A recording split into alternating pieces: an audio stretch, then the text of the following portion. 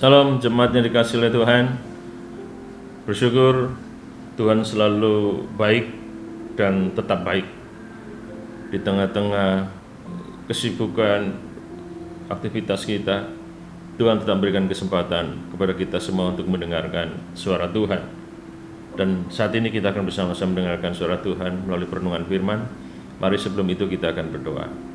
Bapa yang baik, kami terus bersyukur kepada Tuhan. Apapun yang kami temui, yang kami hadapi dalam perjalanan hidup ini, kami yakin Engkau ada bersama dengan kami. Kami yakin semua yang Tuhan izinkan akan mendatangkan dan membawa kami kepada kondisi yang lebih baik. Lebih baik menurut Engkau, lebih baik di dalam rencana Tuhan. Terima kasih Tuhan.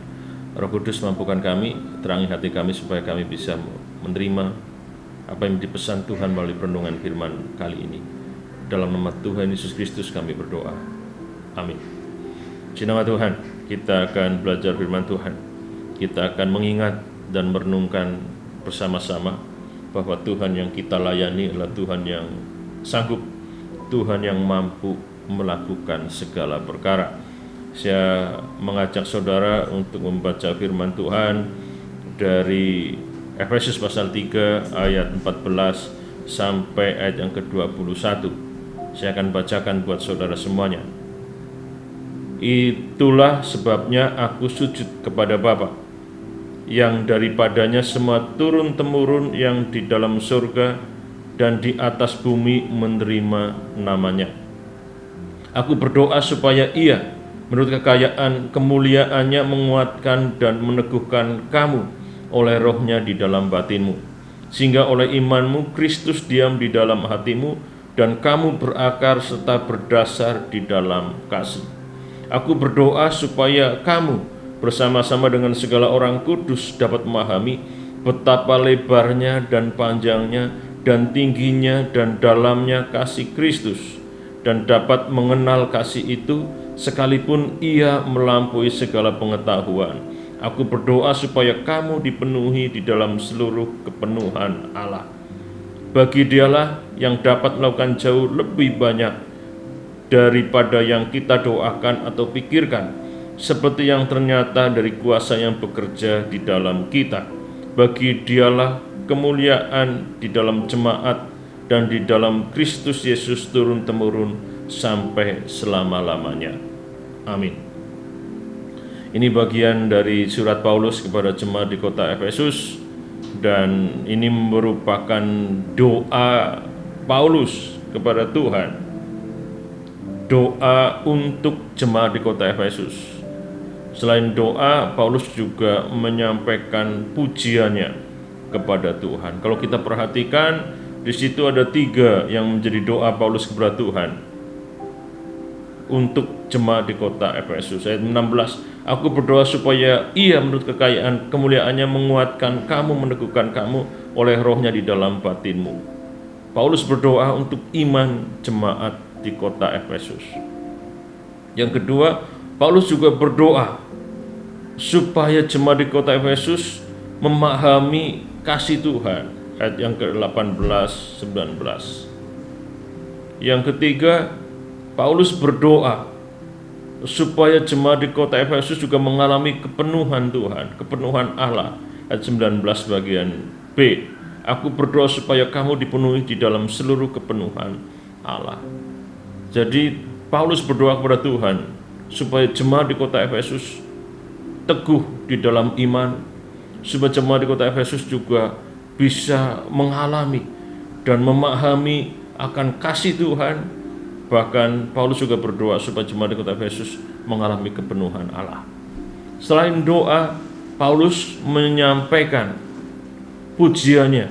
Paulus juga mengajak jemaat di kota Efesus untuk memuji Tuhan. Ayat yang ke-20, bagi Dialah yang dapat melakukan jauh lebih banyak daripada yang kita doakan atau pikirkan, seperti yang ternyata dari kuasa yang bekerja di dalam kita.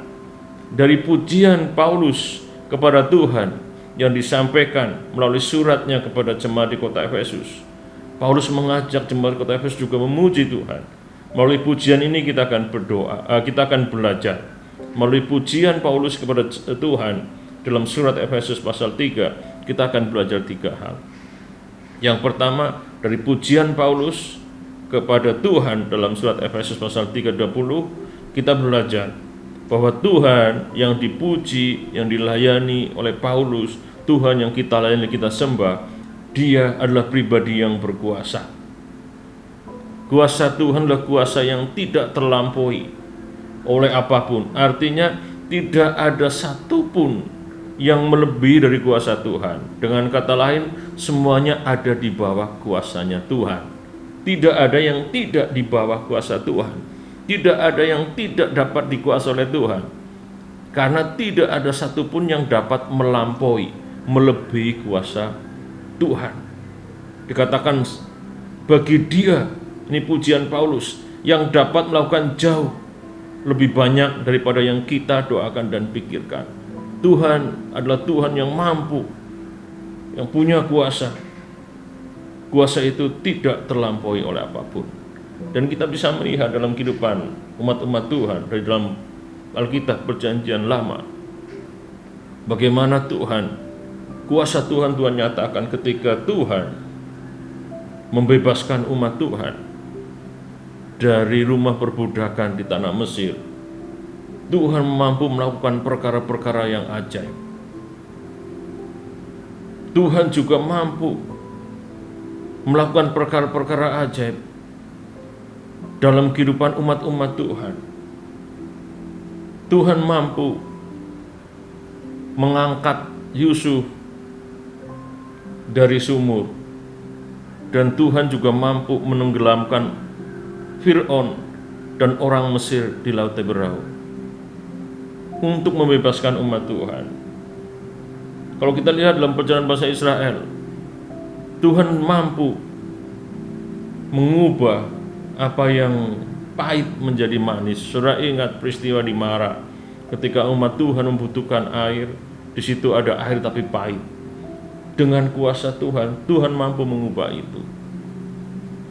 Dalam perjanjian baru kita juga bisa melihat bagaimana kuasa-kuasa Tuhan nyatakan dalam pelayanan Tuhan Yesus. Bagaimana kuasa Tuhan dinyatakan, kuasa yang tidak terbatas oleh apapun. Bukan hanya menyembuhkan orang yang sakit, tapi mampu membangkitkan orang yang sudah mati. Karena Tuhan kita, Tuhan yang berkuasa, dan kuasa Tuhan tidak terbatas oleh apapun. Dalam perjalanan pelayanan para rasul juga kita melihat bagaimana mukjizat dan kuasa Tuhan juga nyatakan. Paulus, Petrus, bagaimana pelayanannya disertai oleh Tuhan, dan Tuhan nyatakan kuasanya. Yang buta Tuhan sembuhkan, yang mati Tuhan bangkitkan.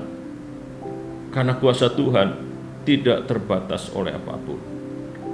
Dan kuasa itu kuasa Tuhan itu tetap tidak terbatas oleh apapun.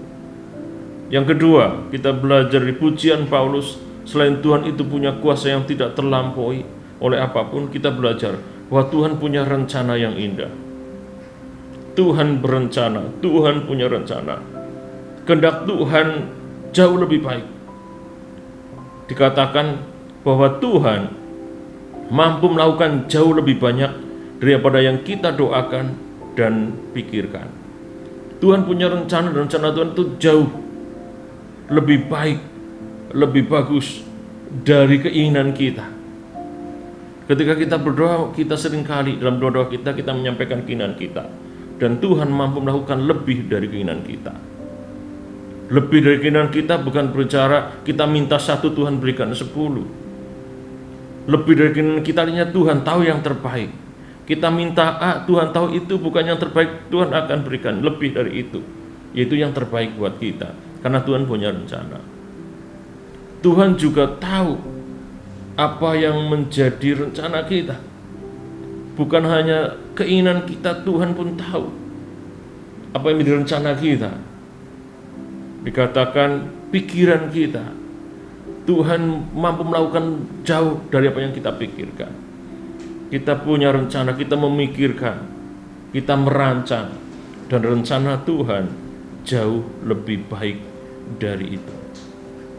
Saudara, kadang kita terjebak dalam dua ekstrim ketika kita memahami Tuhan. Kadang kita memahami Tuhan sebagai pribadi yang sangat kejam, tidak memberikan kebebasan kepada umat-umatnya, sehingga umatnya harus terus hidup di dalam aturan-aturan yang kaku, aturan-aturan yang sangat menyiksa umat Tuhan. Tuhan menjadi pribadi yang kejam, kita takut, kita ngeri kepada Tuhan, dan kita harus hidup sengsara untuk berkenan di hadapan Tuhan. Tapi satu sisi banyak orang memahami Tuhan itu menjadi Tuhan yang akan melakukan apapun yang menjadi keinginan dari manusia. Bahkan melalui doa berpikir bisa mengubah kehendak Tuhan. Melalui doa bisa mengatur Tuhan. Jadi Tuhan ibarat makhluk yang bisa dikendalikan dan diatur oleh kita dengan doa-doa kita. Saudara, Tuhan yang kita layani tidak seperti itu, sehingga kita nggak boleh memahami Tuhan seperti itu. Tuhan yang kita layani Tuhan yang punya kuasa, dan Dia punya rencana. Rencana Tuhan jauh lebih baik dari kita. Kalau kita baca Yeremia pasal 29:11, aku ini mengetahui rancangan-rancangan apa yang ada padaku mengenai kamu. Demikianlah firman Tuhan, yaitu rencana damai sejahtera dan bukan rancangan kecelakaan, untuk memberikan kepadamu hari depan yang penuh harapan. Saudara, ini firman Tuhan sampaikan melalui Yeremia kepada orang Israel pada saat orang Israel hidup dalam pembuangan. Dalam pembuangan, mereka hidup di negeri asing dan ada dalam kuasa kendali bangsa asing. Orang nggak mungkin bisa memahami bahwa Tuhan itu punya rencana yang baik. Kalau Tuhan punya rencana baik, harusnya tidak izinkan mereka mengalami kekalahan. Kalau Tuhan punya rencana baik, harusnya Tuhan tidak izinkan mereka ditawan dan dibawa ke Babel. Tapi kenyataannya itu terjadi. Dan Tuhan menyampaikan melalui Yeremia bahwa Tuhan punya rencana yang baik buat mereka. Ada harapan, ada masa depan bagi mereka. Apapun pergumulan, rekan-rekan semuanya, anak-anak muda, ya, mungkin bimbang, ragu, takut, masa depan seperti apa, ingat, Tuhan punya kuasa dan Tuhan punya rencana buat kita. Dan yang ketiga, melalui pujian Paulus, kita belajar bahwa Tuhan bekerja. Sampai saat ini, karya Tuhan terus nyata dalam kehidupan kita. Seperti yang ternyata dari kuasa yang bekerja di dalam kita. Tadi saya katakan, wah, Tuhan mampu melakukan mukjizat. Dalam cerita kisah perjanjian lama, keluarnya bangsa Israel, mukjizat demi mukjizat. Kuasa Tuhan nyatakan. Dalam pelayanan Tuhan Yesus sebagai manusia, bagaimana Tuhan juga menyatakan mukjizat demi mukjizat. Dalam pelayanan para rasul, Tuhan juga nyatakan kuasanya terus bekerja. Dan kuasa itu tetap. Sampai saat ini pun kuasa Tuhan tetap bekerja dalam kehidupan kita ataupun melalui kehidupan kita. Tuhan dengan kuasanya terus bekerja dalam kehidupan kita dan bekerja melalui kehidupan kita untuk memastikan apa yang direncananya itu akan tergenapi, akan terlaksana. Percayalah kepada Tuhan. Percaya pada Tuhan, maka saudara akan melihat kuasa Tuhan.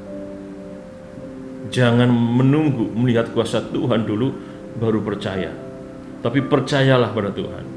Percaya pada Tuhan, maka saudara akan melihat dan mengalami kuasa-kuasa itu bekerja dalam kehidupan saudara. Jadi melalui pujian Paulus, kita belajar 3 hal, bahwa Tuhan punya kuasa, Tuhan punya rencana, dan Tuhan terus bekerja dalam kehidupan saya dan saudara. Tuhan berkati kita semuanya. Kita berdoa. Terima kasih Tuhan, terima kasih untuk nasihat-Mu. Berikan kerendahan hati pada kami, supaya kami bisa menerima nasihat ini. Dan kami berkomitmen untuk hidup di dalam firman. Kami menjalani hari-hari kami dengan keyakinan bahwa Engkau Tuhan yang kami sembah, Engkau Tuhan yang kami layani adalah pribadi yang berkuasa. Engkau pribadi yang punya rencana yang terindah terbaik bagi kami, dan Engkau pribadi yang terus bekerja dalam kehidupan kami. Berkati kami semua Tuhan, kami bersyukur. Dalam nama Tuhan Yesus Kristus kami berdoa. Amin.